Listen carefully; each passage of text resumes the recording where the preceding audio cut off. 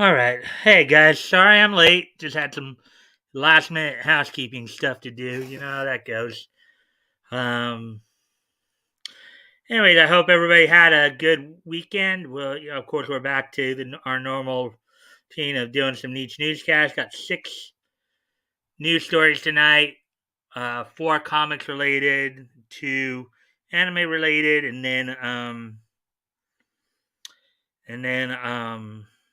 and of course, so you got 6 articles to go through, and then of course the wrestling roundup. Got news from WWE, AEW, and Impact. So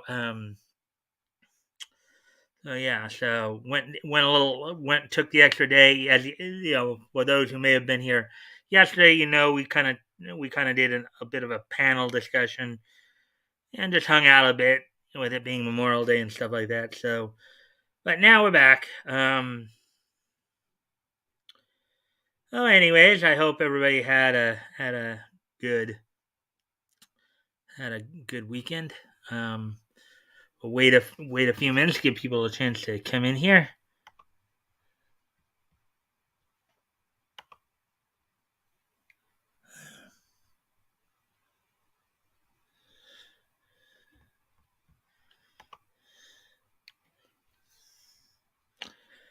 And it would seem I'm the only one here right now, but that's okay. We'll give it a few minutes. People will start to show up soon.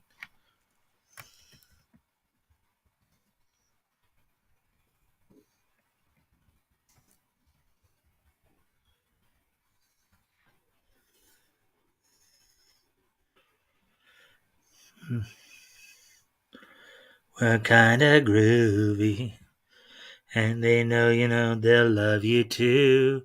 Hey, everybody shout. Come on, let's hang out. Time for the groovies to get together. We're gonna see how funny they can be. Well, it's time for the Groovy Ghoulie Show. Do do do do do. Hey, Woody. I just I know I was a little late tonight, but had some stuff around the house to take care of real quick before I went on. So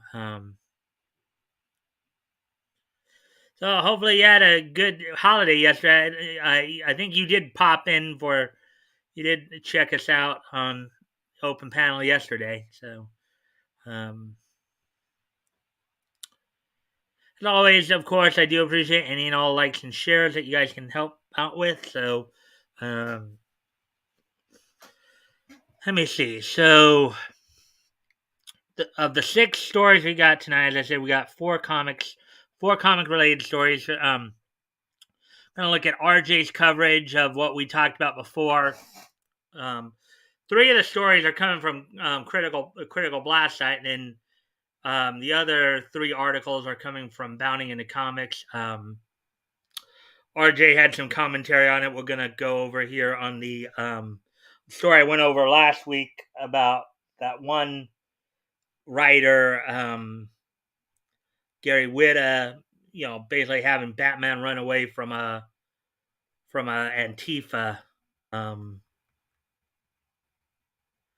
we also have some new information on some upcoming books, that he did, some reviews he did for Mark Millar and Kevin Kessel. So I know Kevin Kessel was on a show yesterday, where RJ came over, and then from Bounding into Comics, we got a reply. We're gonna go over an article on a reply from Gary Whitta himself on how he replied to fans.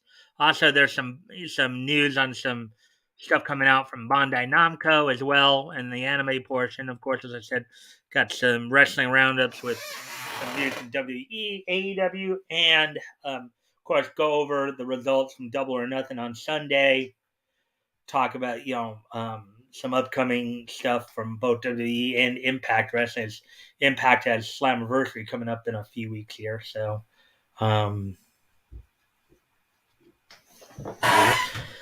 So all the good stuff there, as it were. So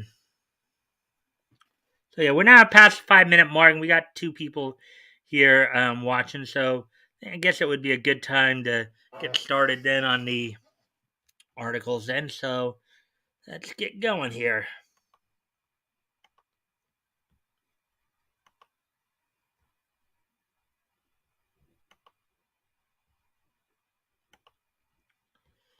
And as you guys know, at the end of the show is the this day in each history as well. So hopefully you'll stick around for the whole show and get all the information we have for you. Okay, so here's the first article we're going to look at here.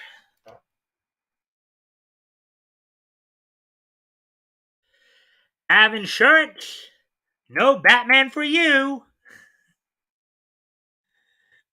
As you guys recall, I did cover a similar article from Bounding into Comics last week, but and initially I wasn't going to, but then when I saw initially I was going to do the other two on here and two on Bounding into Comics until I saw the byline on one of the stories, so on Bounding into Comics. So I figured I'd go ahead and do this one. All right, so here we go. For over 80 years, yeah, it'd be closer to 85, in fact, Gotham City has been protected by the Batman, a crime fighter unique among the pantheon of superheroes because he's a human being. For decades, he has patrolled his city, stopping criminals, large and small alike. But that changes in the latest DC Comics release of Batman Fortress. While the Earth is in chaos from an invasion, with Earth's greatest champion missing, Superman, I take it, Batman finds himself overwhelmed in his mission to defend the citizens of Gotham and save the world.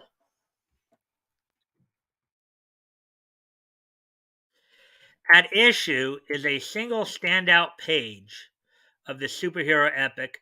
Facing an imminent invasion, cities across the globe do what they often do in a crisis. They riot, loot, and pillage. And we see a scene of that in this book, witnessed by Batman as he is on his patrol. And given the circumstances, it could be forgiven that he would pass by the looting of the mom and pop business of downtown Gotham. There's a greater emergency needing addressed. But a rueful look back and a move forward with grim determination and a list of I think RJ meant to write mesmerized. I actually as a kid I used to get those two words mixed up too. Mesmerized and memorized. I think it's supposed to be mesmerized there. List of mesmerized faces to visit later, in parentheses here, which is what Batman would do, parentheses, is not the approach writer Gary Whitta takes with The Dark Knight.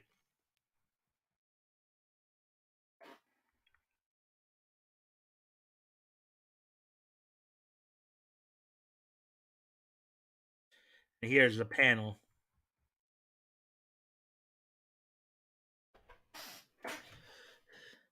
Batman's initial response to seeing the criminal activity is, at first, understandable.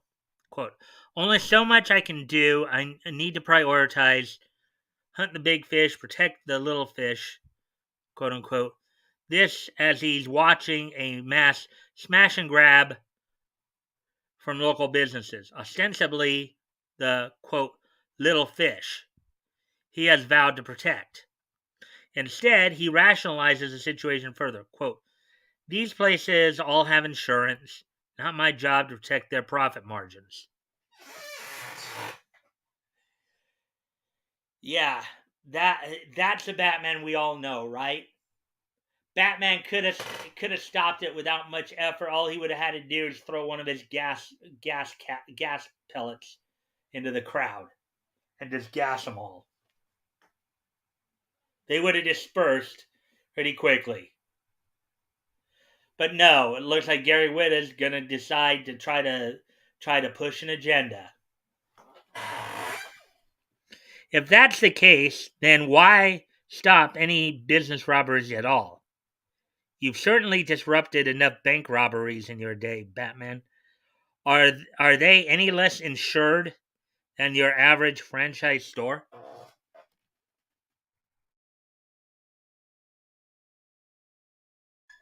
But then the soliloquy continues. Batman starts to wax eloquent about the good old days and modern inequities. Quote, in my father's day, the American dream used to mean something. An honest wage for honest work. Food on the table, liberty and justice for all. Now it's all an illusion. Carrot on a stick, attainable by a few, dangled just out of reach of everyone else. Unquote.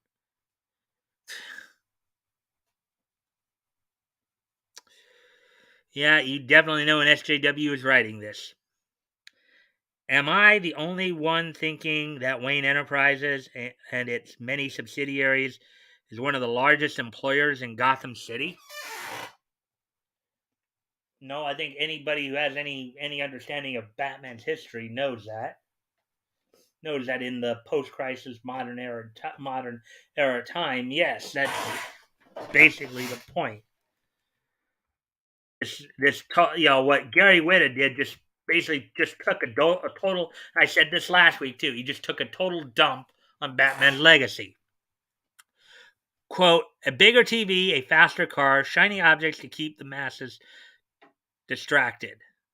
A little typo there for RJ. While the world around them burns, you want to blame them for grabbing the carrot when the lights go out? Go ahead.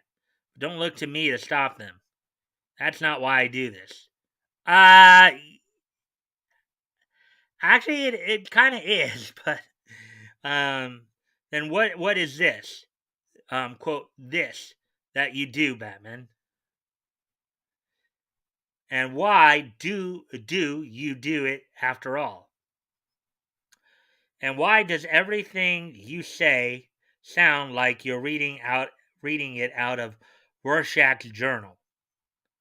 Probably because that's where this writer got his inspiration. That's where this Gary Whitta got his inspiration from. Batman Fortress is a non-continuity title happening outside of the main DC universe. Of course, exactly what the main DC universe is these days is anybody's guess. Uh-huh. Yeah, they're using the and what I would argue there is that they're probably using this out of continuity storyline to preach to people. That's what they're doing here.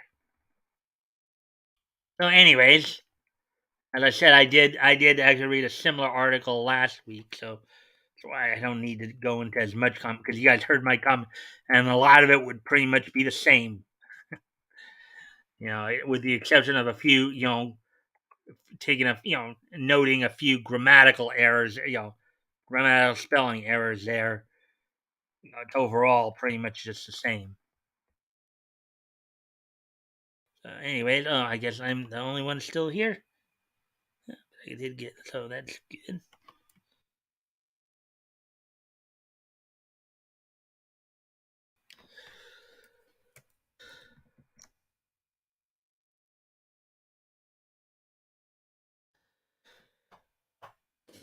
Anyways, anyway,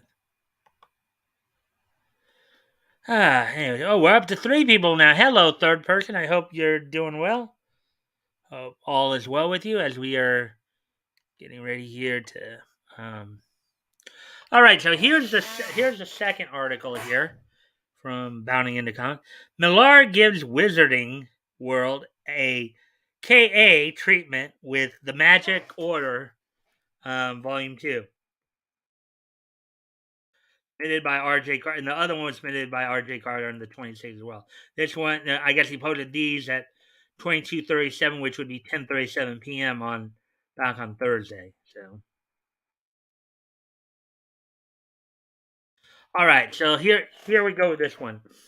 The Magic Order protects the world from not so much the things that go bump in the night, but the things that bump into the night and send it shrieking away in terror, leaving a town or two full of uh, desiccated, um, desiccated bodies in its wake.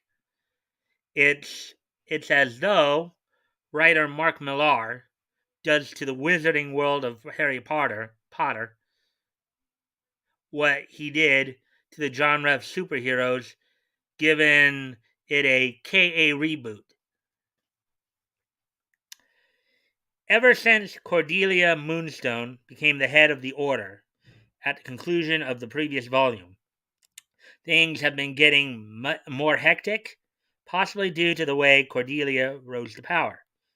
And Cordelia's leadership is about to be tested like never before.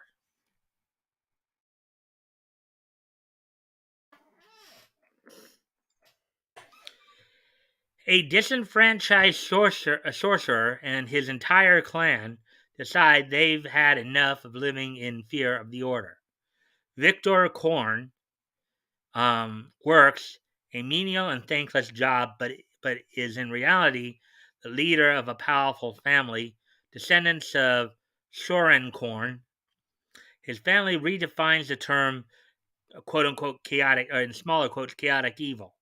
And together they begin making alliances with other shadow clans to put into motion a scheme that will make the Order powerless and call into their servitude an elder god. Pure Lovecraftian celestial level, can master escapologist Cordelia Moonstone pull another rabbit from her hat?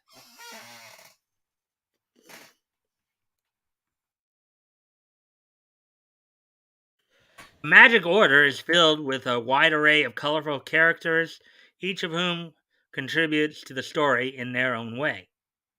You have businessmen and street urchins, pillars of society and recovering addicts, and they fight side by side against evils that are too big to be seen by normal humans.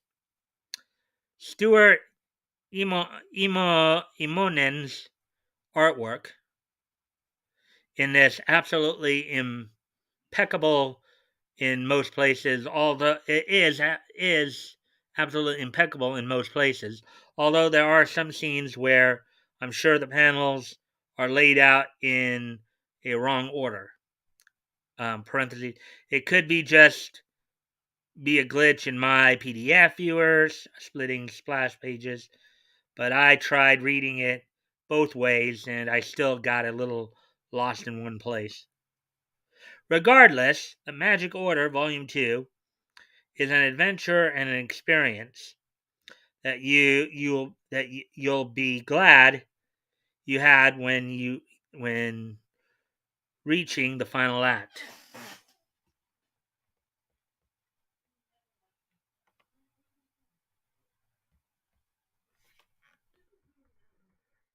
All right, so getting ready to move on to the next article here. Is thus far we've gone through these a bit quicker here. Let me see if there's anything else coming up. Not just two people thus far. All right, so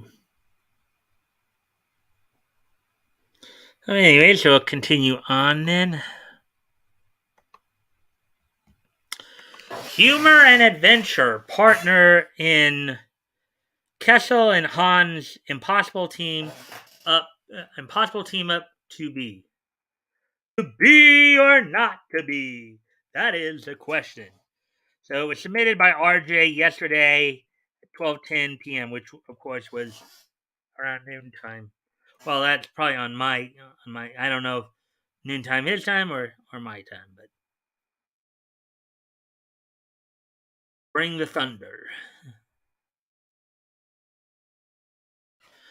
Springing out of the Impossible Jones Holidays collaboration, that was the crux of Possible Team Up A, comes the next chapter in the life of our favorite, not quite a superhero, Impossible Jones, is still trying to figure out what happened to her to give her her amazing set of super abilities. But that's secondary to balancing the very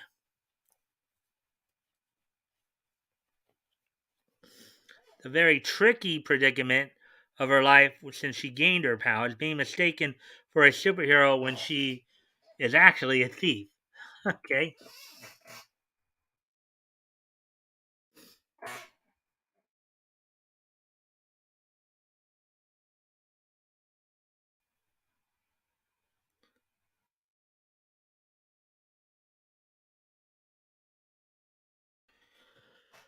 Jones's compromise for her situation is to anticipate thefts that she would pull, watch and wait for someone else to pull them, then steal the items back and return them for the reward. It's not a horrible plan, so long as the participating bad guys are obligingly lesser powered than you are, which in this case they aren't. Putting Imp in a perilous situation um, that results in her lucrative plans evaporating. But before she can dwell on that failure, she's called into action literally by the pure hearted Captain Lightning, one of the city's most respected superheroes, who can control and turn into electricity. Much like Imp, Captain Lightning is anticipating the theft of an object, a stone, from a tech company known for making two things: weapons and money. Unlike Imp, Lightning knows exactly who is going to steal the stone, the non existent urban legend team of Section Zero.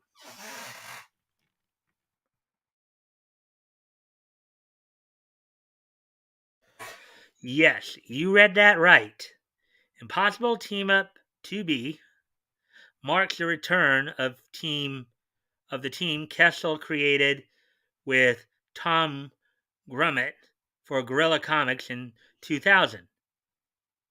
Tom Tales, aka the 24-hour bug, and Reagan Atomic Science Adventure Legacy are both on hand to lift the rock before Imp herself can get away with it.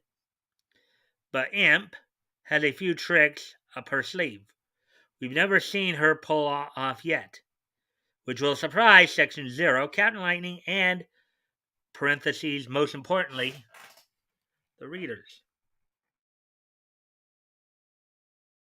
While Impossible Team Up B is lighthearted overall, it's not without some serious undertones. There's a very, very bad guy lurking within the pages, whom we've seen before, and we learn that Imp may not be the only one posing as a hero in order to accomplish a more self-serving end. It's these kinds of tidbits that elevate this adventure series into something greater, hooking the reader into picking up the next issue, just like it did me. Mm-hmm. And I know that RJ had Carl Kessel on last night, I believe, as I said earlier. Let's see, before I continue on here, let's see if there's any comments I need to respond to. Nope. It would appear I'm the only one. Well, Woody, you still here, man? uh,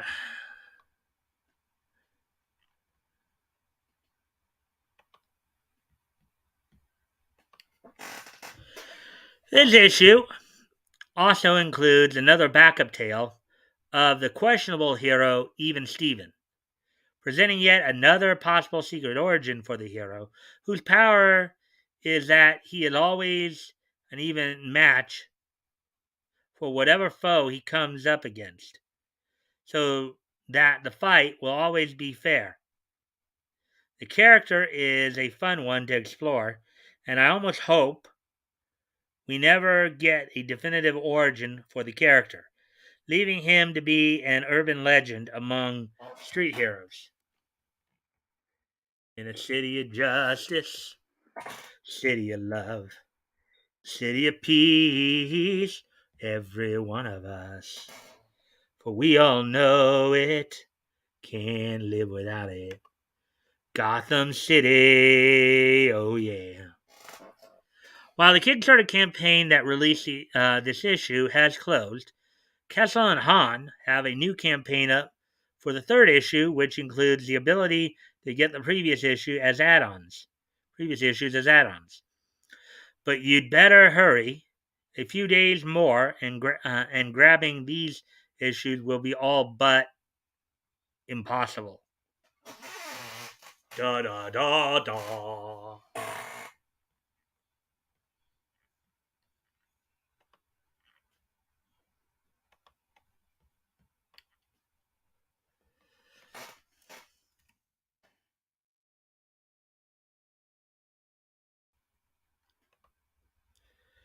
All right, let's see. So now we're going to get going and get ready to move on to the next set of stories here and on bounding it. Well, yeah, the one I'm not covering is the one on the left there, and it's due to the byline there. But anyways, this one, now this is of course Gary Whitta's. This is an article by John F. Trent here is Gary Whitta's response to all the criticism of what he's done with Batman.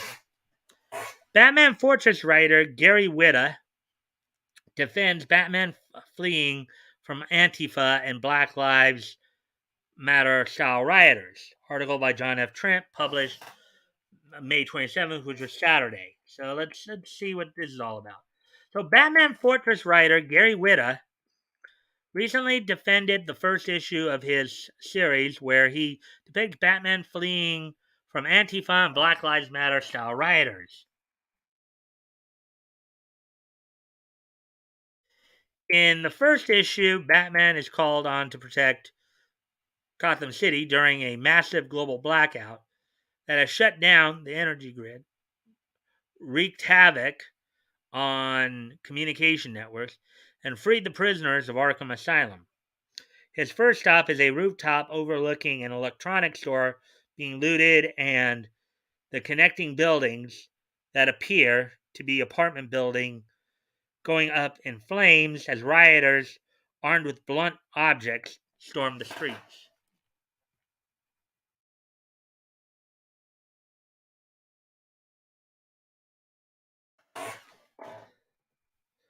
Batman decides not to intervene, rationalizing in an interior monologue, quote, "Haven't seen a night like this in a while. Last time it was this bad with that fear gas in the water supply.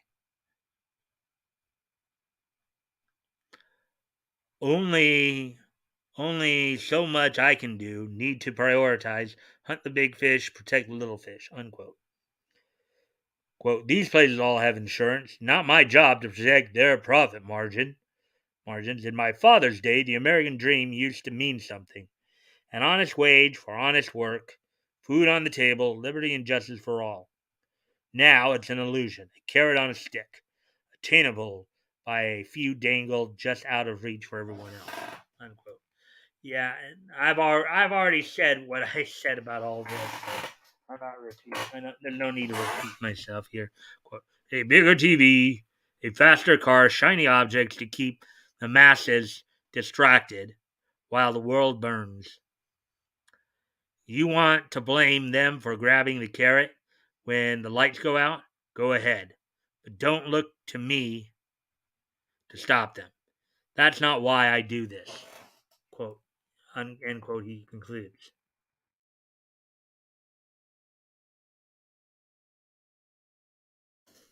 Batman decides not to interfere because there might possibly be bigger fish to fry and that insurance companies will cover the damages.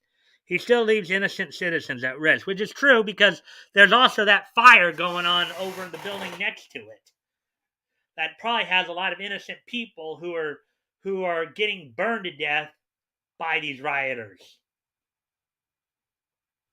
You know.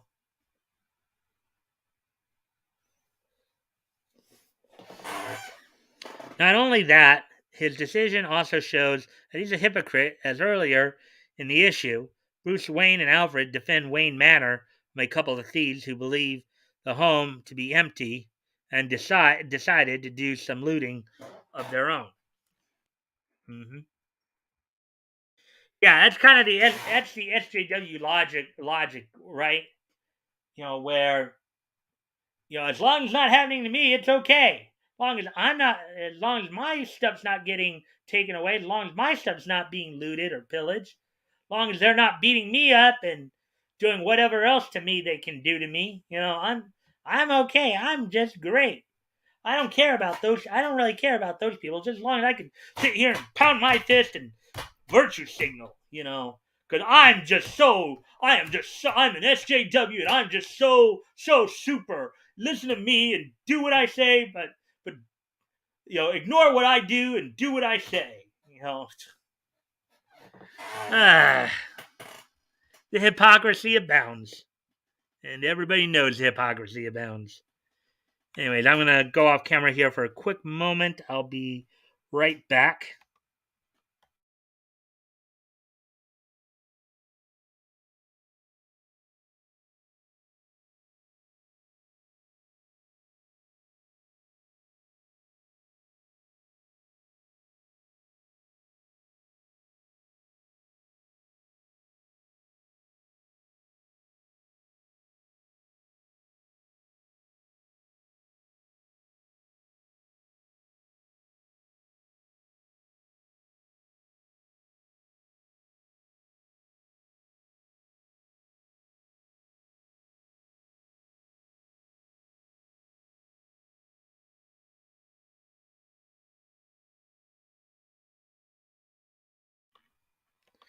All right, I'm back. So here we go. Let's see. Continue on with the story here. All right, so Witta defended this depraved and hypocritical depiction of Batman on Twitter, writing, "quote Any negative review I get from a right-wing critic who can't stomach the thought that Bruce Wayne might have a social conscience goes into my positive review file." He added, "quote Thanks for this," unquote. Oh boy.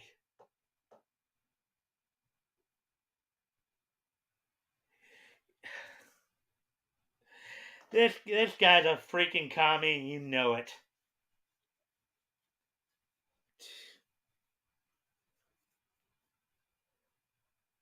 Has a social conscience. He's had a social conscience up until you jerk offs. Oh God. His statement is hypocritical in of itself. His statement it doesn't. He's always had a social conscience up until you all started dumping on it. Oh my God. So you think him ignoring the people getting burned in the building, you think him not defending the mom and pop store there is good social conscience? Gary Whitta, you lazy, stupid fool.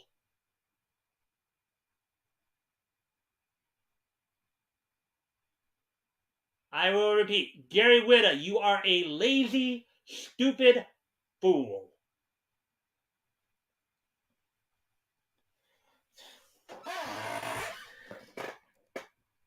Have a social. He's always had a social. Oh boy.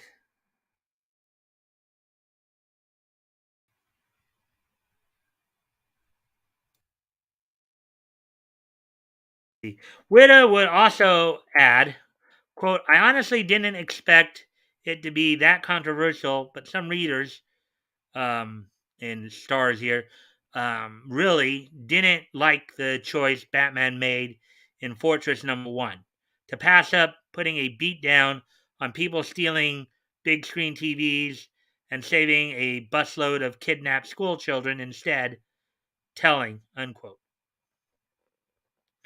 That's not the way you put it, though, Gary. And here's the thing: anybody who knows Batman's legacy and Batman's history, he could have very easily taken care of those looters in a matter of seconds.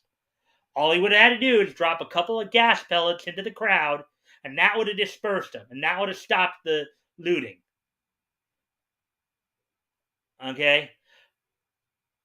And your whole thing about going to the whole busload of, well, what about the people burning in the building, burning in the apartment building? I would say that probably takes that, because the kidnapped children, yeah, they're in imminent danger, but people being burned alive, that's even more imminent danger. They're at their life or death. It's not quite as life and death yet with the kidnapped school children. So, this guy's an idiot. Witta's an idiot. We got Witta the Twittiot. Witta's dismissal of the criticism as being unable to, quote, stomach the thought that Bruce Wayne might have a social conscience, unquote, is an outright lie, given that the entire criticism is that Bruce Wayne would actually stop people from committing crime. Mm-hmm. Not only is it a lie, which we all know is a lie because, we know Batman's history. He does not put up with this kind of shenanigan. It's a projection because the criticism is that he removed the social conscience from Bruce Wayne, by having him flee from rampaging criminals that are burning down the city, putting people's lives at risk. Uh-huh. Yep. I 100% agree with that. If Bruce Wayne truly had a social conscience, as he did before these clowns were messing with him, he wouldn't leave innocent civilians to the whims of a bloodthirsty, angry, firebomb throwing mob. True. Which I think is essentially the same point I made just a few minutes ago in my rant. This guy is an idiot. Even if you remove the fact that these Antifa-style rioters are roaming the streets with blunt objects and have firebombed a number of buildings, Witta depicted Batman as defending his own home from theft earlier in the issue. Why would he randomly approve of it when they are stealing from someone else? He wouldn't. But that's the mindset. Again, that is the mindset of SJWs. As long as it's not directly happening to them, it's okay. As long as their homes are not being broken into and looted and pillaged, as long as their stuff is not getting robbed and damaged, as long as they are not being victimized in any number of ways, it's okay. As long as it's not happening to them, it's okay. It's kind of a twist on the old "do as I say, not as I do" kind of mentality, right? These guys will tell you one thing, but if it were to happen to them, oh, now it's wrong because it's happening to them. It's okay to do it to Joe Blow. It's okay to do it to somebody, let's say, like in Kansas, or Ohio, or Texas. It's not okay to do it, but it's not okay to do it, to somebody in Hollywood or Washington D.C. or any of the major cities, right? Or Silicon Valley, or that's kind of the hypocritical mindset of these people.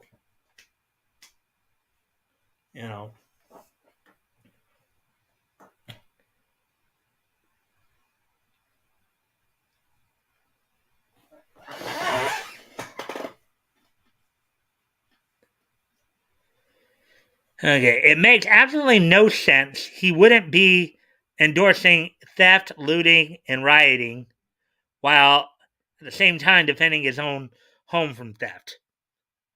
Which any sane person would agree with that premise. Basically, what Witta has done here is he's given us a clear illustration of the SJW mindset. In this case, he's having Batman represent the SJWs. And as we've talked about before, that's what a lot of these SJW twidiots do. They're taking long established characters to push a narrative, to push an agenda, and in the process showing their own hypocrisy behind it. It's okay in their eyes. It's okay if looting, if our stuff gets looted, pillaged, robbed, we become victims of crime. It's okay if that happens to us in their mindset. But if it happens to them, oh no, that's not right. Yeah, why don't you guys take your virtue signaling back into the closet and just stay there? Leave the rest of the world alone.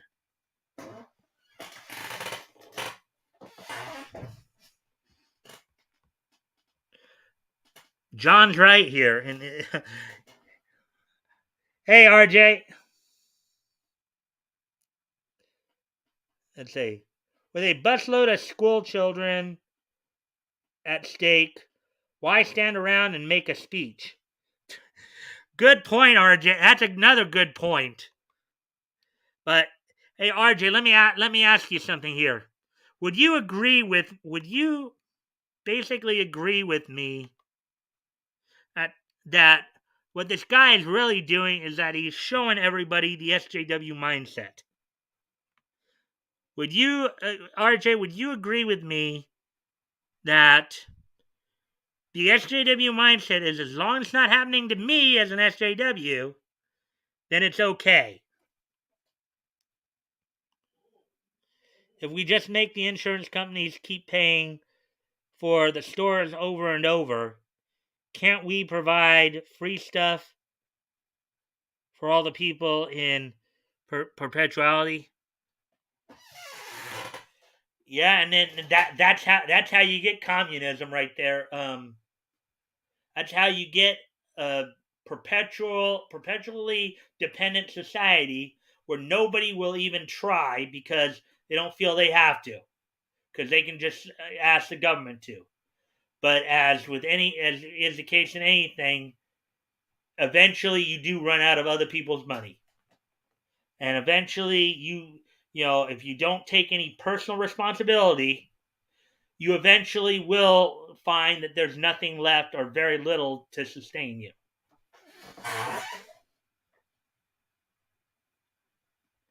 They think it's okay to happen to compromise. Oh, they think it's okay to happen to compromise, but the BLM and Antifa riots put a lot of people out of business. They did not come back with with um, with an insurance payment. Yep. Mm-hmm. And again, in that same panel where Batman is not protecting the store, that he talked about in there too. I guess one of the things he talked about too is that there was also right next to it an apartment building filled with innocent people being burned to death. Gary Whitta is a twidiot. He is a twidiot. Can't help my sarcasm, but yeah, at some point Batman is incorrect. Incorrect, then all those stones is incorrect that all those stores have insurance. Yeah, it's almost like the SJW think that, oh, everybody has insurance and everything's going to be okay. No, because yeah, there is a financial, and maybe the insurance money can help with the financial damage and the property damage, but it can't help with the like PTSD. It can't help with losing that sense of safety and security you have, knowing that a group of malcontents can just come busting down the street with blunt objects and fire bombs and just totally just destroy your business. In a time, if anything, right now with this chaotic, and I'm going to say this, and I don't care who hears this, but in a time of this kind of chaos, we don't need to be taking guns out of people's hands. We need to be putting guns back into people's hands. Give everybody a gun. That way, even if you have stuff like school shootings, if teachers and security are properly trained to use it, guess what? Instead of like what you had with 21 casualties, 19 children, 2 teachers, you may not have any at all. Hey, Bat Goat.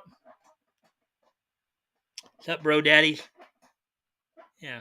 Yeah, I sent you the link to see if you wanted to join us last night, Bat Goat, for the open panel we did, but I guess you were busy, so. And I understand Memorial Day, so. But, anyways. Yeah. My answer to the whole gun debate, give everybody a gun. And let things just work out for themselves.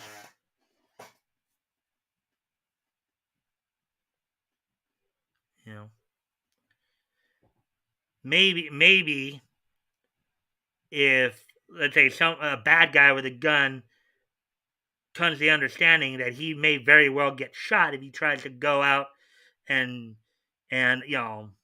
shot and killed, and cool then. He's liable to get shot and killed if he goes out and tries to do something bad. Maybe he might think twice about doing it. Of course, it wouldn't help with the case of the kid who went up and shot in Uvalde, because they were saying he was already mentally unstable to begin with. So,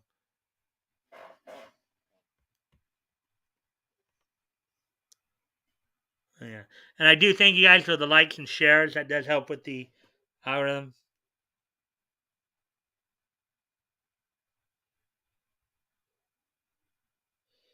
We need Biden cannons laugh out loud.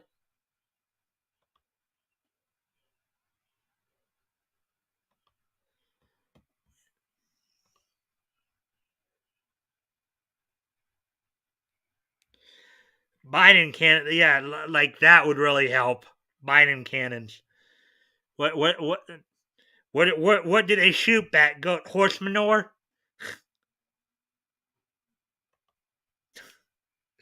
Huh? Biden cannons. I'm sure the main ammo for Biden cannons is horse manure, right? Let's go shoot off a bunch of horse manure. Anyways, back to the article here. See, in fact, I stuck on here for the last few minutes. Okay, so as for his brief commentary on consumerism about the bigger TV and the faster car, I'm actually in agreement with that. There are way more important priorities in life than desiring these temporary luxury items. Yeah, that's what's one of the old sayings? A fool and his money are soon parted. And Batman would clearly recognize that. That's why he would stop these rioters and looters from burning down the city and putting people's lives in danger. He wouldn't justify their actions and fly off in the hopes of finding more dangerous criminals to stop. Yeah, Batman would stop any and all crime. As for Witta's claim about Batman deciding to put a stop to Joker, instead of the rioters burning down the city, the rationale doesn't make sense as Batman doesn't know about the Joker and the bus full of kids. Obviously, Witta knows about it in his head, but Batman doesn't because his communications are down and are being prioritized elsewhere. So does Batman get lucky he runs into Joker? Yes. But Batman wouldn't leave a crime that is happening in front of him in the hopes of finding other criminals and crimes being committed. He would put a stop to the crime that he knows is happening right then and there. 100% correct. Anybody who knows Batman's history knows that that is an absolute true statement that John just made there. John Trent just made there.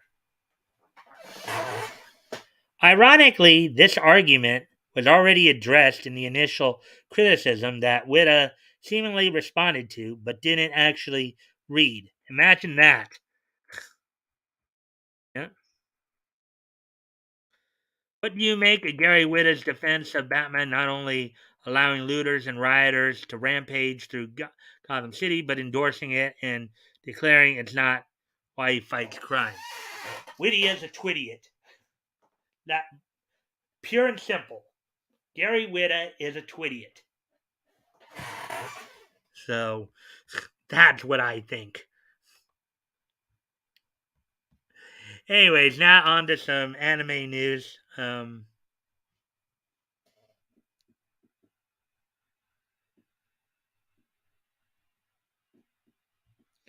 Oh, you mean like Hassan?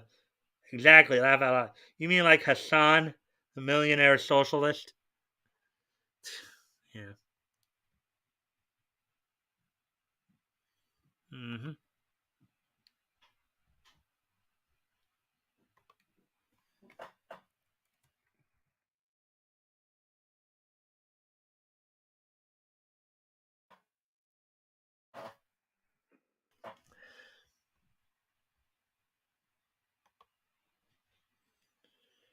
All right, so we're coming up on 52. We're coming up hour mark here. Now I'm going to get into some of the anime news stories here.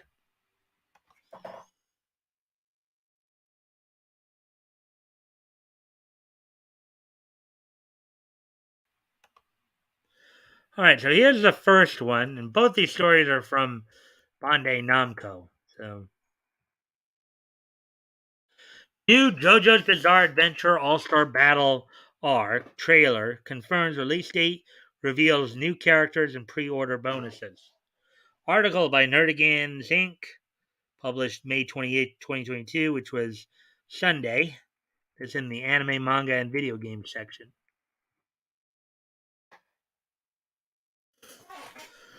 So here we go.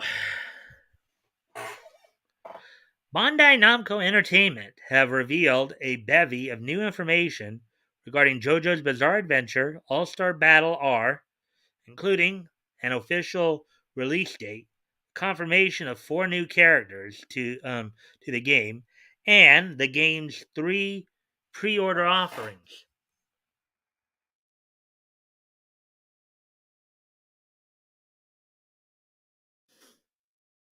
On May 26, 2022, last Thursday, Bandai Namco Entertainment revealed on their YouTube channel, the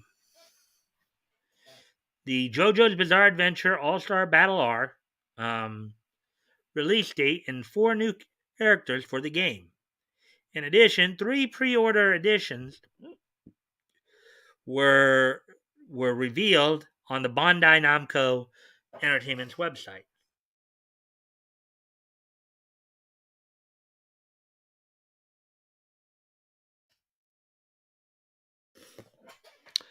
A 2.5D fighter developed by CyberConnect 2, JoJo's Bizarre Adventure All-Star Battle offers players an impressively large roster of characters from across all 8 parts of Hirohiko Araki's masterpiece, replete with their own unique mechanics from as they fight their way to a final confront with, it's supposed to be confrontation with iconic villain Dio.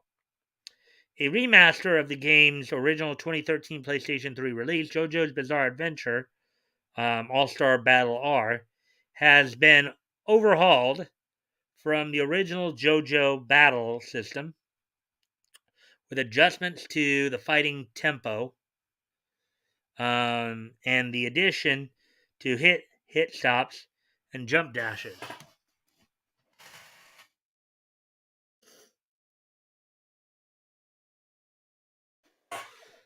On May 26th, Bandai Namco Entertainment debuted a new trailer for the remaster, wherein they confirmed that the game would release in September.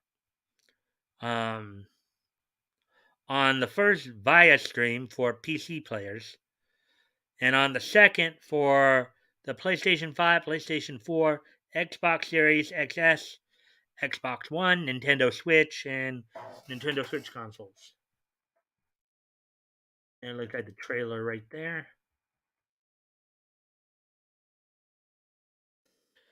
Additionally, the trailer announced that PlayStation players on both consoles would receive an early access demo, which, according to Bandai Namco Entertainment, quote, gives players hands-on time with 2 modes, with online PvP and practice modes, unquote.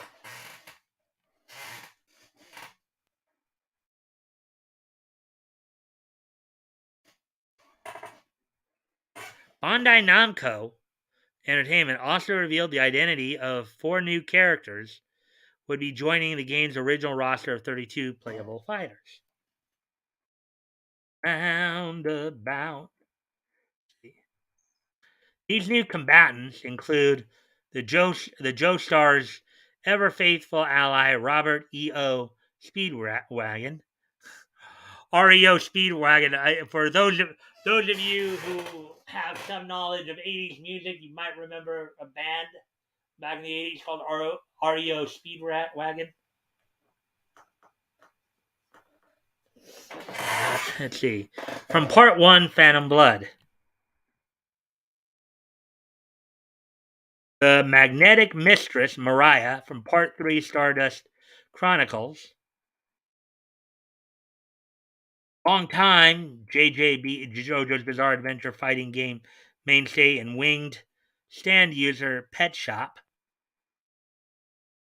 And Diego Brando, the dinosaur transforming alternate timeline version of Dio, introduced in Steel Ball Run. For fans who can't wait to pierce themselves with the Golden Arrow, Bandai Namco has opened up pre-orders for all 3 editions of the game's release. These offerings include the game-only standard edition, which will retail at $49.99.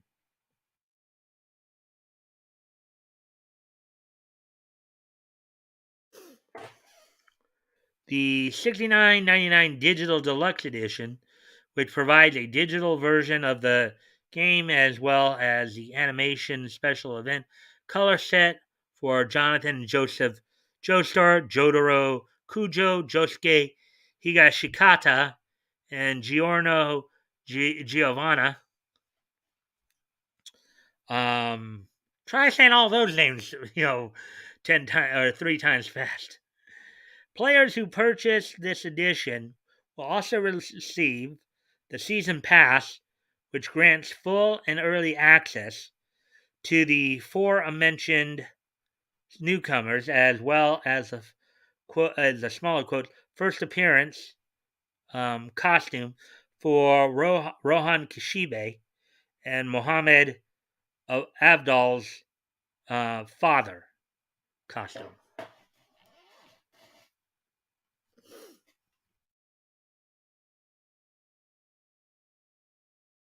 printing stuff there.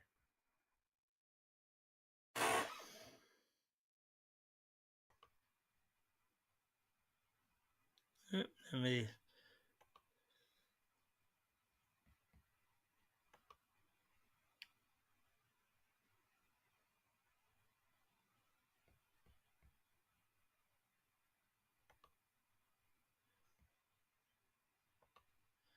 All right. So, anyways.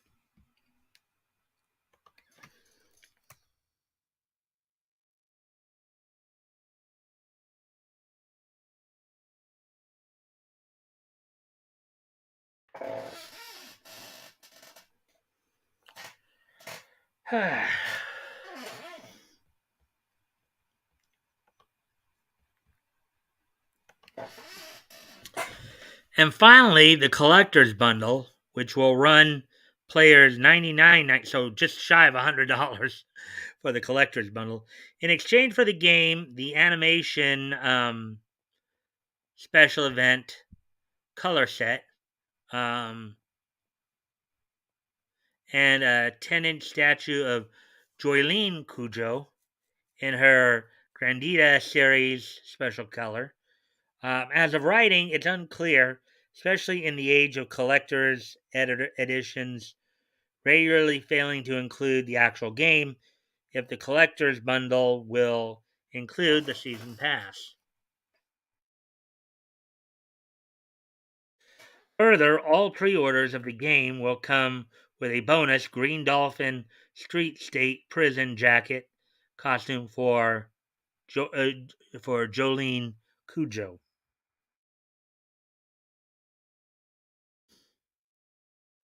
Are you excited for JoJo's Bizarre Adventure All-Star Battle R? Do you plan on pre-ordering? Let us know your thoughts in the comments down below. Okay. So anyways, get ready to move on to the next article. And I'm gonna step away from the camera for a moment. I'll be right back.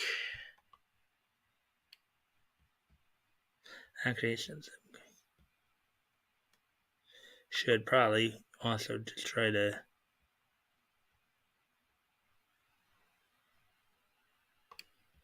go ahead.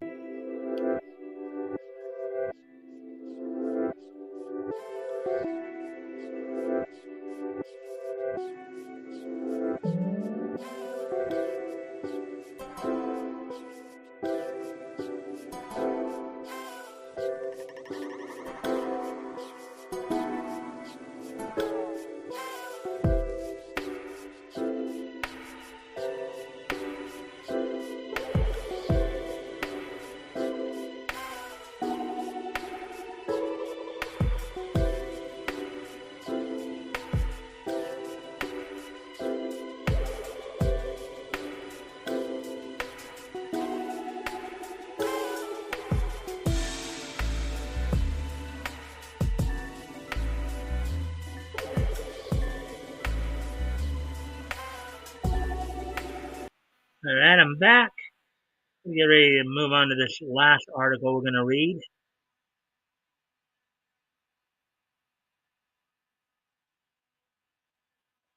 Bandai Namco releases first 10 minutes of upcoming Mobile Suit Gundam Kukuru's Domes Island film. Article by Spencer McCooley, published May 29th, which was Sunday.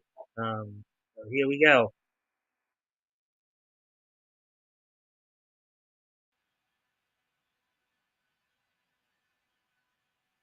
Bandai Namco have released the first 10 minutes of their upcoming Mobile Suit Gundam Kukuru's Domes Island ahead of the film's fast approaching June release date. And normally they'd have the video up here, but apparently, according to this, video unavailable. The uploader has not made this video available in your country. Okay, maybe in response to all the pirating stuff. But anyways, premiering online during a special May 27th presentation held in promotion of the film's release, Mobile Suit Gundam Kukuru's Domes Island opens with a heavy battle between a green Zeon Zaku 2 as assumedly piloted by the eponymous Kukuru's Dome, and a pair of Earth Federation RGM-79 GMs, okay, Gundams, presumably met by the Principality of Xeon, deserter, due to their trespassing on his sanctuary. The two mass-produced mobile suits are soon destroyed. Their Gunperry transport ship being burned for good measure by the mysterious Zaku as it looks on in contemplation.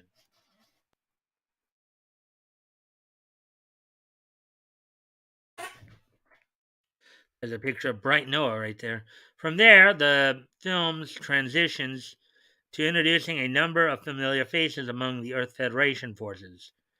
Beginning with Bright Noah, character voice Ken Narita, who was Sesshomaru, and that's a Japanese voice actor, of course. Sesshomaru and Inuyasha. Let's see. Continuing on, as Bright begins to provide a site rep update to his team with Mirai Yashima, character voice actors Satomi Arai, who was Beatrice in Regarding Zero Starting Life in Another World, and Sailor Moss, who is voiced by Megumi Han, who was Gon Freaks in the Japanese voice of Gon Freaks in Hunter x Hunter. Tai Shiden, whose voice is provided in Japanese by Toshio Furukawa. Here, his Japanese voice is Piccolo in the Dragon Ball series, and Hayato Kobayashi, who is voiced by Hideki, who in the Japanese, voiced by Hideki Nakanishi, who provided the voice of Yunosuke Sakurai in Moshidora.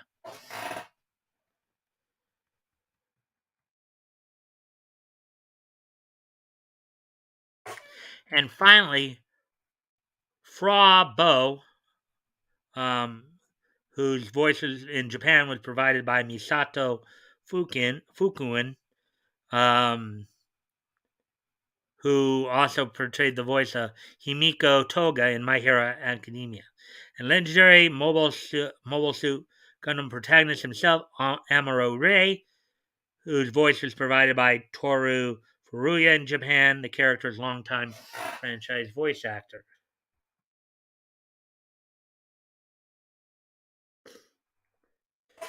Informed about the destruction of two RGM-79 Gundams and their pilots, the trailer then concludes with the young Earth Federation forces being deployed to Kukuru's Dones Island as Bright Noah speaks on the upcoming operation with Mirai.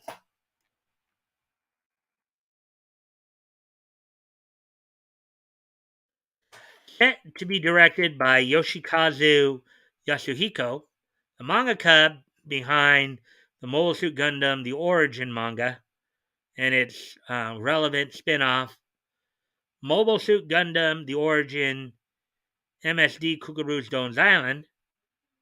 The upcoming film is set to adapt the story of the eponymous original Mobile Suit Gundam series episode, which since its initial airing has been intentionally memory hold at the request of series creator Yoshiyuki Tomino.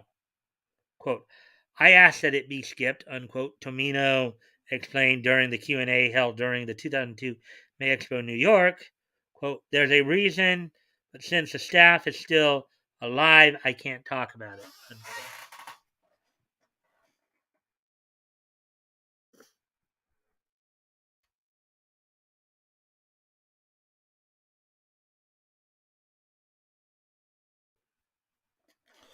Originally produced and aired as the 15th episode of the original series, Kukuru's Dome tells the story of the eponymous Principality of Xeon fighter, who, after being ordered by his superiors to kill a group of children recently orphaned by his own mistakes, deserted the group, but not before making off with a Zaku too. He subsequently uses to protect the orphans.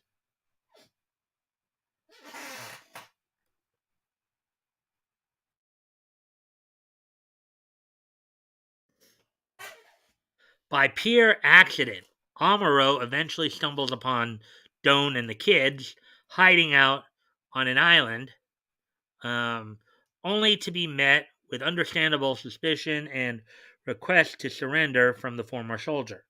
Refusing to comply, Amuro proceeds to focus his energies on returning to his allies and fearing what a weapon of war could do in a civilian's hands.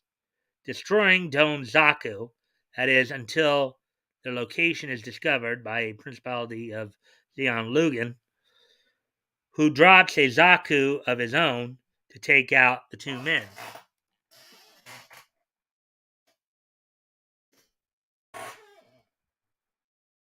So this scene's from the original 15th episode.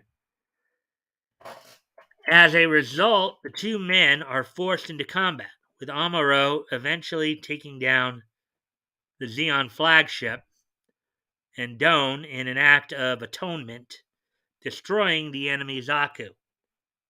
In the aftermath, recognizing that his possession of his Zaku would only beget an endless cycle of grief and violence, Doan allows Amuro to toss his mobile suit into the ocean, ending his time as a soldier once and for all.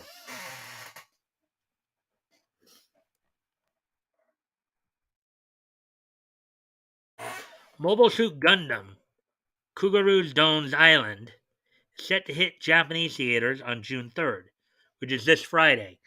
Are you excited for the next film in the Mobile Suit Gundam franchise? Let us know your thoughts on social media or in the comments down below. So there we go. So that's it for all the articles.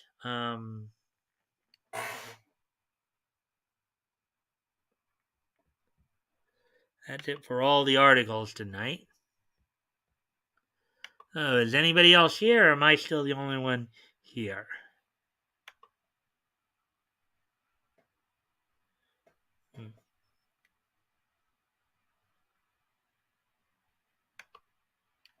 Hey, Robert. Hey, Robert. How you doing, man?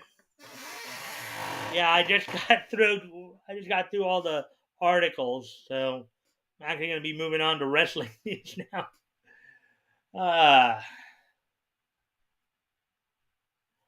Yeah, I did the comics articles earlier. If you want to go back, watch that stuff, later or whatever. But anyway, so let's hit some wrestling news here. So there does seem to be quite a bit of stuff coming up or going on. Let's see, from the WWE news. So from what I just found out earlier today, Hell in a Cell is this Sunday, June the 5th. It looks like the lone Hell in a Cell match that they'll have on the show will be Cody Rhodes versus Seth Rollins. So there's only going to be one Hell in a Cell match on there, but wrestling. Catch you tomorrow. Yeah, Robert, you just got to start coming in a little earlier because I usually will be doing a lot of my comics and anime news, that stuff more at the beginning. So you just got to try to get in here a little earlier. So anyways, getting back to wrestling news. So that's going to be a match. I don't know of too many other matches. Apparently, Raw and SmackDown were pretty much used to hype up the show, but there doesn't seem to be a whole lot going on the show thus far. Actually, and one other piece of news from the WWE as well, Joe Hennig, who wrestled in the WWE as both Michael McGillicuddy and and Curtis Axel is now an agent. He's now been hired on as an agent or producer for the WWE. You saw him out there. If you watch Raw, you probably saw him out there last night during the Madcap Moss segment. I'm here to replace Robert Roberts for wrestling news. Yeah, Woody. That's pretty much what's going on in WWE.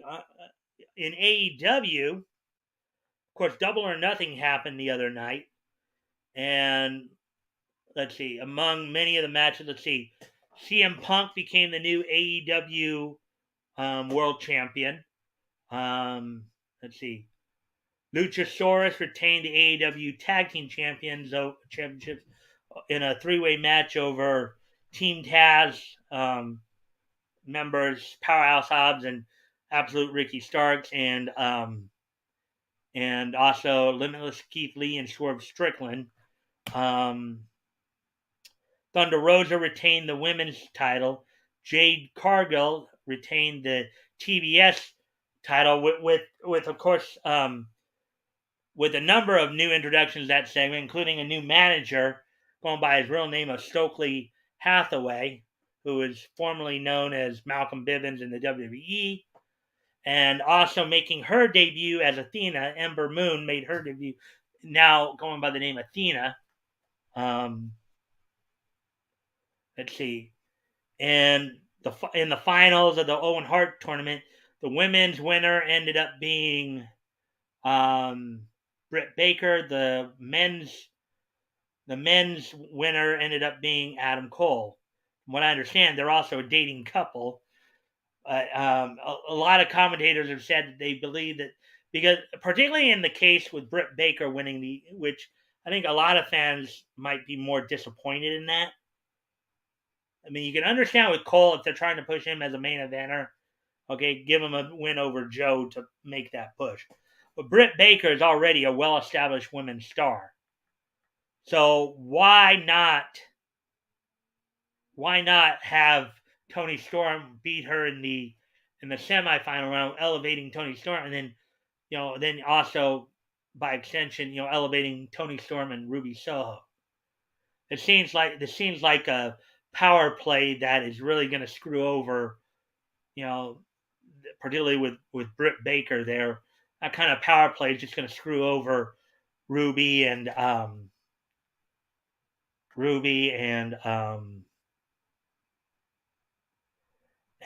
Toni Storm. And what I would tell Tony Khan is this: if you're critical of the WWE and how they do things, don't do what they do. Don't do the predictable outcomes. Push some newer blood. If you had Toni Storm beat Britt Baker and you had a final between Toni Storm and Ruby Soho, that would have been a great final to have.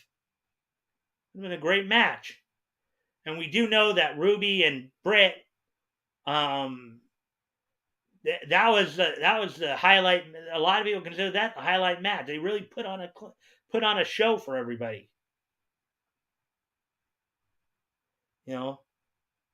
But if you're going to put that much effort to sit there and to have Ruby Soho, who is definitely showing that she's kind of becoming, main event material, going to use that instead of elevating her and or Toni Storm, you sit there and use Ruby to elevate Britt even higher on the card. That's just stupid. That's just stupid, Britt's already an established star in the women's division. Why not use her to bring those two up instead of using them to just shoot Britt further up the card?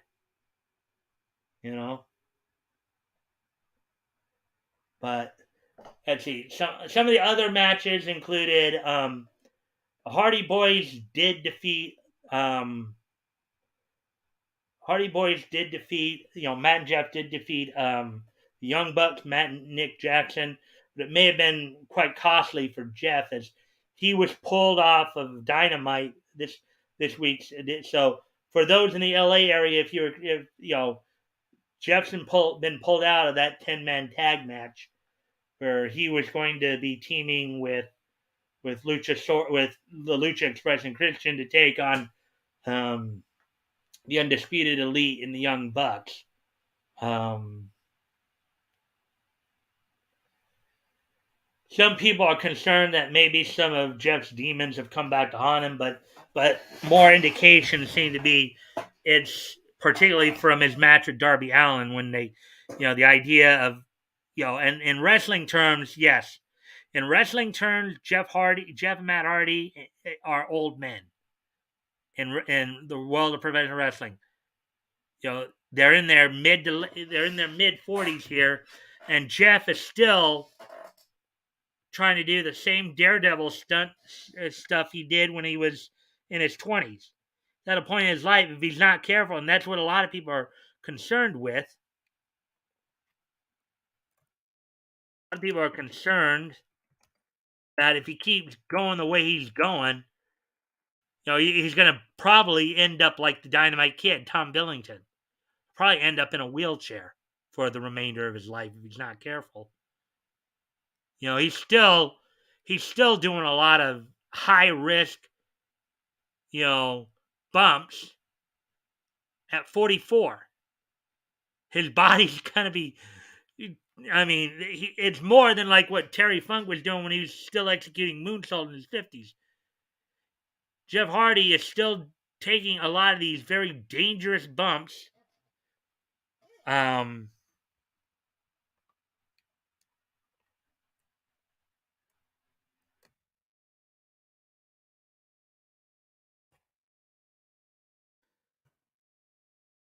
In what is considered an old age for a wrestler. Usually, guys who are still wrestling in their 40s, they either are main eventers, but they've changed their style in a way. Like, for example, AJ Styles, who's I think 42, right? He doesn't do as much high flying as he used to. He'll still do some of the simpler high flying moves, like the springboard clothesline, springboard lariat. But you don't see him execute. Like, it's been a long time since I think anybody's seen AJ's version of the corkscrew senton he calls the spiral tap. He hasn't done that in years, because he adjusted over time. He a lot of guys know as they get older, their bodies aren't going to be able to take the bumps. Look at Mick Foley. He still, he wrestled into his 40s, but look at him now. He looks like the perpetual walking wounded. And there are a lot of guys, there's been talk too that like Ric Flair is looking to get back in the ring, trying to get some other people who are in the same age. Like Ric Flair, of course, 73 years old.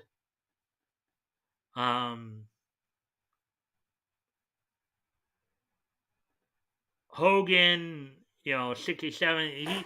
There was talk he might join Flair in that one last match. Now, granted, there are a few exceptions of guys who wrestle. Like I saw one a couple months ago. Mike Jackson, in the NWA. Now, granted, he's more of a jobber, but he's not taking. NWA doesn't sit there and have guys doing a whole lot of a whole lot of dangerous bumps. Now, granted, for you and Mike Jackson's like 72 years old. Okay, action Mike Jackson, 72 years old. I saw him in a match against Steve Corino a few weeks ago on NWA. I don't know. I think it was on NWA USA, and he looked good for 72. If they didn't tell us he was 72, I would have thought he was something more like 52.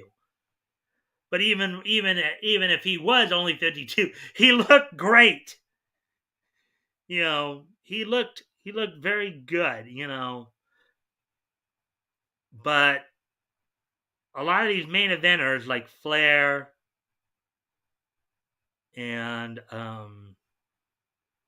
Hogan and like Ricky Morton still wrestling here and there. I mean, Ricky Morton isn't like doing a lot of high profile matches. He's working in NWA almost more like as kind of being there for his son Kerry, who's trying to get into the business. But a lot of these older guys, they've retired. They should stay retired. They're like Hogan in particular. Look at Hogan. I mean, he's talking about getting back in the ring. Hogan's got 2 bad knees. He's got a bad back. He's got a bad neck. He's got a bad shoulder. He's a walking wounded too, still trying to do it after all this time. Guys, if they're not careful, they're going to end up in a wheelchair. I know we started talking about Jeff and his Daredevil stuff at 44, but I'm getting into some of these older guys who wrestle like some. I mean, and even Sting too. Sting's still wrestling. He's like 62, 63. I think he's 63 now. He's now off AEW television because, now granted, it was a kayfabe injury apparently. We don't know what's really going on with Sting, but they took him off TV. Something's going on with him, but I don't know what it is. They haven't specified. But again, going back to Double or Nothing for a moment to talk about some of the other matches that happened, of course. You had a match that was signed almost last minute. Ryan O'Reilly taking on Darby Allin. Ryan O'Reilly defeated Darby Allin. And of course, the show opened up with the Wardlow MJF match. That ended up being a squash, and there's a little more story behind that too, because apparently MJF is not happy with AEW right now. It seems that he's not happy that he's not making the money he deserves. He feels he deserves his making. Granted, he's under contract until 2024, I believe. But some skirmishes happened over the weekend where he no-showed the Fan Fest event. There's been talk where he's kind of been avoiding the other guys in the locker room, kind of been keeping more to himself. He apparently is not, MJF, apparently not happy being in AEW anymore. He did eventually come and do the show, and they just squashed him right there. I mean, Wardlow just squashed him on TV. He gave him 5 power bombs, went for a pin, then pulled him up to do another 5 power bombs, and just put his foot on. Now, if any of you have been watching the Wardlow MJF story, Wardlow was originally brought into AEW as MJF's bodyguard. And then Wardlow started to gain some momentum as a wrestler, and they were going to push him, but then because he was under contract to MJF, MJF tried to prevent, maybe because he's scared of him or what, but tried to prevent him from wrestling. Put all these obstacles in his way, but then again, but the match happened that if Wardlow won, which he did, he would be free from the MJF contract and would be allowed to sign with AEW. So look for Wardlow to, and from what I've seen of the guy's ring style and stuff like that, the guy kind of reminds me of Batista in many ways. 6'5", maybe just under 300 pounds, like in the 280, 290 range. Guy uses a power bomb as a finisher. But he doesn't just use 1 or 2 power bombs. He uses like multiple. He really tries to knock the guys out with it. But Wardlow looks like he'll be somebody to watch. He's already been somebody to watch for a while now, but just wait. Here he comes even more so. Also, some Impact Wrestling news as Slammiversary comes up in a few weeks on the 19th. 20 years. Impact Wrestling's celebrating 20 years. Thus far, some of the matches signed include Impact World Champion Josh Alexander will be defending against Eric Young, who essentially is tied with, basically, you could argue that Eric Young is one of the franchise players for Impact Wrestling. Been there for almost the company's entire run, starting with Team Canada, going through a number of different incarnations, and now, granted, he's been an Impact World Champion before, so he had won the gauntlet for the goal a couple weeks ago to earn that shot against Josh Alexander. So it's going to be Eric Young's pile driver versus Josh Alexander's C-Force 5, which is basically just a double underhook pile driver. So got that match. You've got the introduction of the Queen of the Mountain match, in which current TNA Knockout champion Tasha Steelz will be defending her title against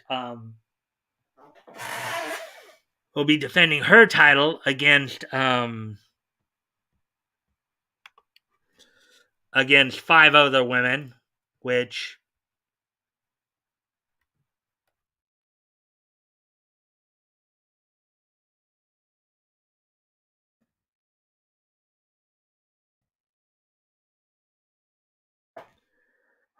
women in that match, and those women are, of course, Chelsea Green, Diona Peraza, who was just recently a double champion, had a whole champ gimmick going on. Jordan Grace. All right, so it may be just 4 other challenges, not 5. And Mia Yim. So those 5 women will be doing a Queen of the Mountain. Now, Queen of the Mountain match is a women's version of what they call the King of the Mountain match, which is kind of a reverse ladder match. As everybody knows, a ladder match, usually you have something hanging over the ring, you use the ladder to go and grab it, and whoever grabs whatever it is, whether it's a belt or suitcase or what have you, or contract, what have you, wins the match. In the King and Queen of the Mountain match, it's kind of the reverse. You actually have to hang something up over the ring. And usually what ends up happening is if you pin somebody, you send them to, quote unquote, a penalty box where they have a specific amount of time in the penalty box, and which, lessens the field a bit.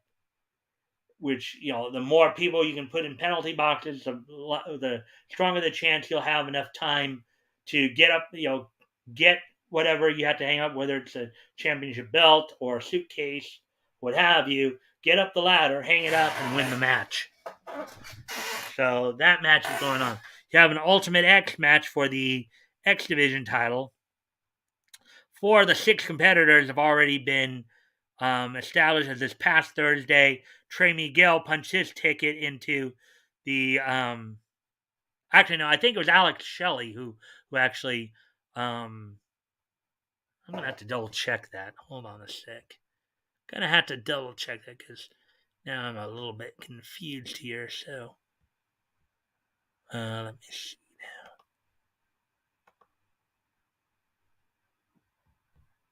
now. All right, actually, gonna double check something here real quick.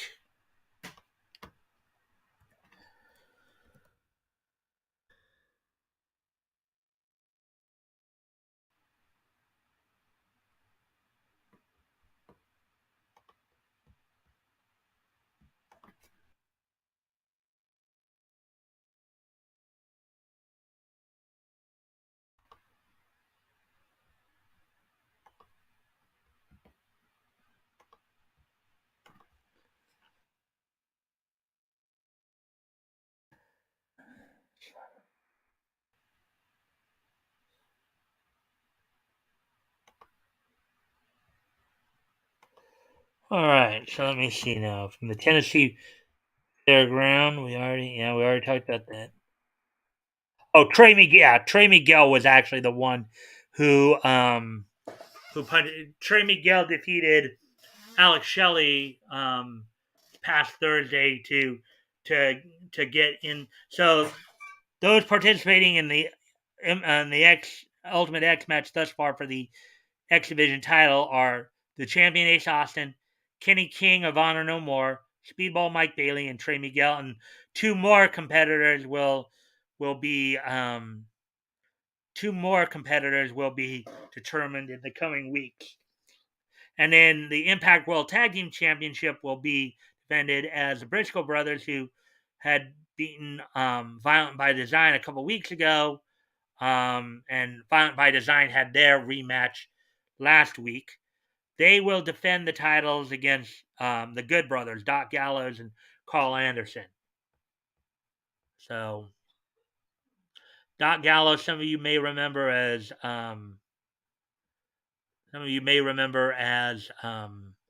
actually, since I had that up, maybe I can look up the I'm gonna look up what's coming up for the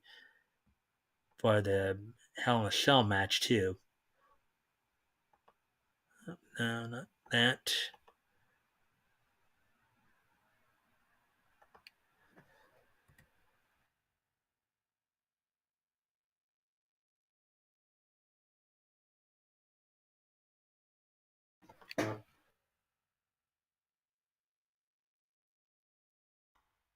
All right, just gonna take a quick peek at the events here on the.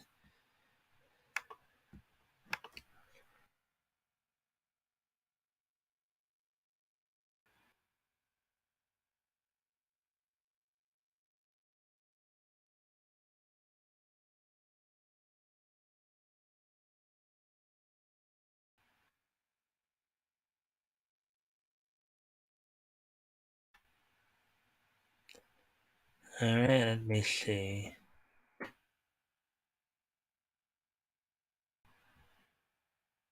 Yeah, the Hell in a Cell, of course, is happening.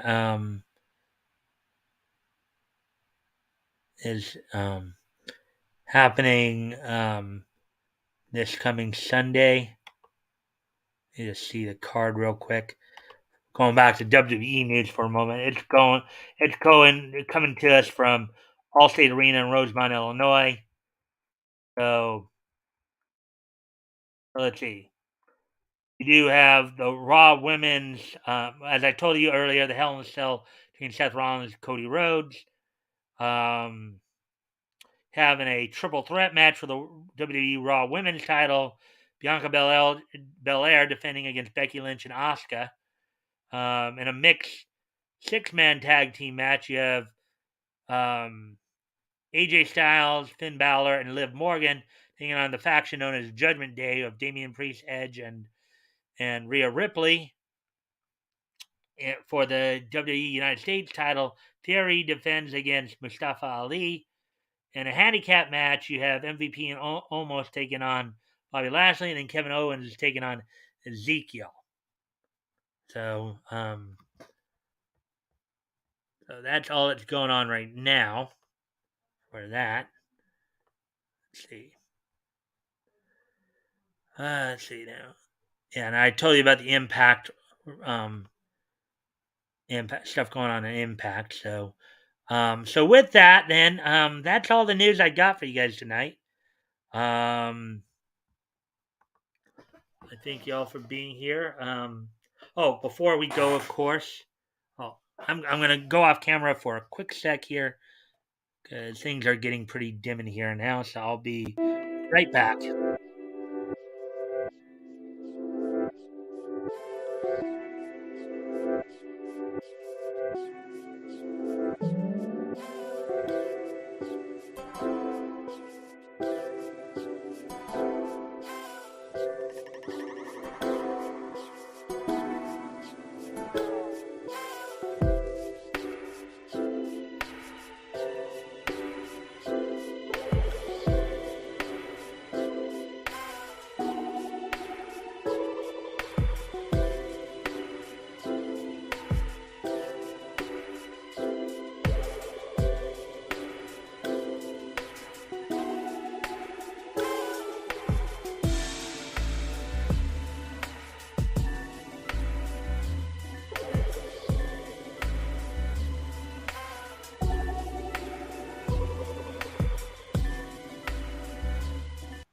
All right, I'm back, and of course, before we go here, we still do have this day in each history to do. So a good time to do that. Let's see.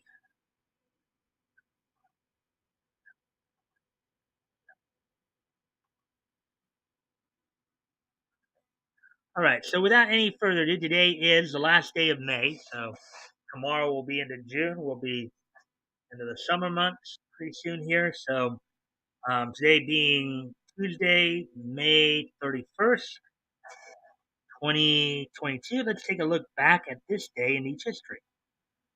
History! And the first thing I would like to do is wish happy birthday to Japanese voice actress Noriko Hidaka, who most notably has done the Japanese voice for, let's see,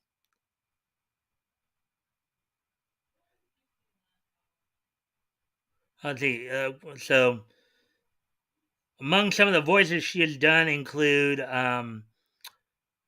Nier from Death Note, Kusakabe from My Neighbor Totoro. That's the one I think she's most known for is Kusakabe from My Neighbor Totoro. She was the Japanese voice of Kikyo Inuyasha. She was John Roque Relique in Nadia, The Secret of the Blue Water. Of course, these are her Japanese. She also did some dubbing for English as well. Um, she basically the dub actress for Jama Mays for the American TV series Glee, as well as the Smurfs film franchise. So, happy 60th birthday to Noriko Hidaka.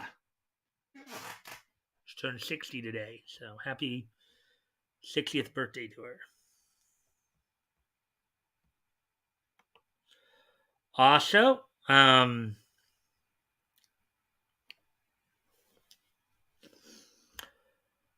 also, moving on to the next piece of niche history, move ahead to 1972.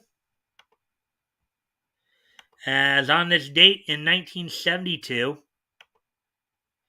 at a Grand Prix wrestling show at the Montreal Forum in Montreal, Canada, the main event of Don Leo Jonathan and Andre the Giant, billed by Grand Prix promoters as a match of the century, and I'll explain that in a moment, ended in a no contest when the ring collapsed during the match. Now, what you have to understand about these, now I'm sure everybody knows about Andre the Giant. We all grew up, now granted, some of us grew up more, some of us were growing up watching him. He was kind of more at the latter end of his career. The acromegaly had started to really show more, like, in the late 80s or early 90s. Those who saw him before that, like in the 70s and 80s, saw just how much of a main eventer he was. But even at this point in 1972, his build weight was at 425. 7'4", 425 pounds.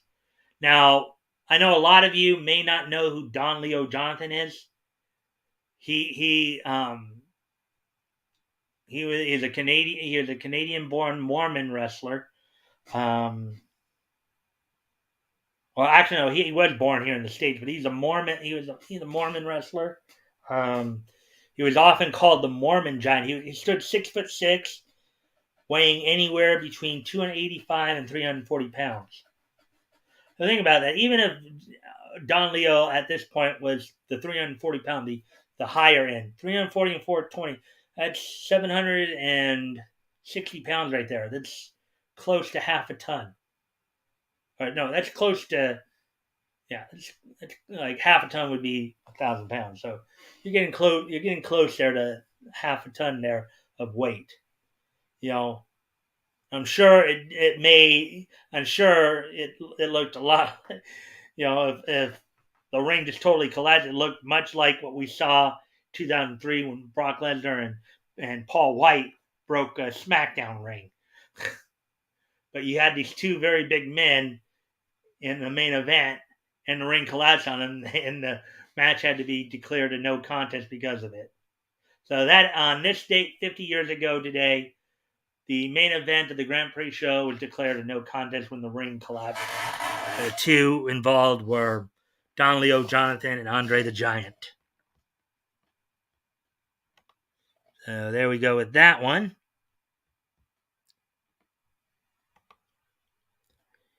And now moving on to the next piece of niche history. We head to 1994, as on this date in 1994, which was 28 years ago today, the 60th issue of Teenage Mutant Ninja Turtles Adventures from Archie Comics went on sale today. So on this date in 1994, the 60th issue of Teenage Mutant Ninja Turtles Adventures from Archie Comics went on sale on this day. And of course was you could buy it for $1.50, and it was 32 pages. So we have that one, and then finally,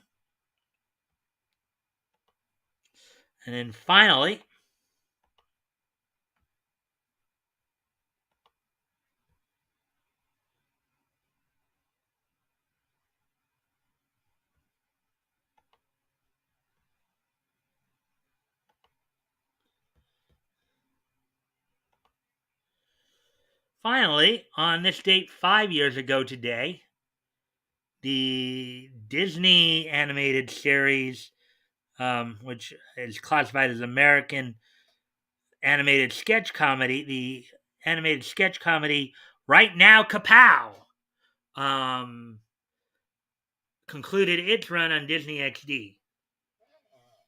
So on this date in 2017, 5 years ago today, the adult animated sketch comedy Right Now Kapow concluded its run on Disney XD. So there we go with that one, guys, and I thank you all for being here.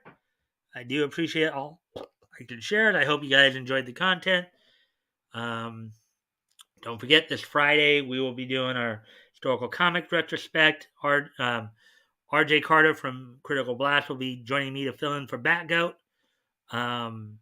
Hope to see you then. I hope to see you all throughout the rest of the week here too. And I hope to see you all tomorrow. Bye.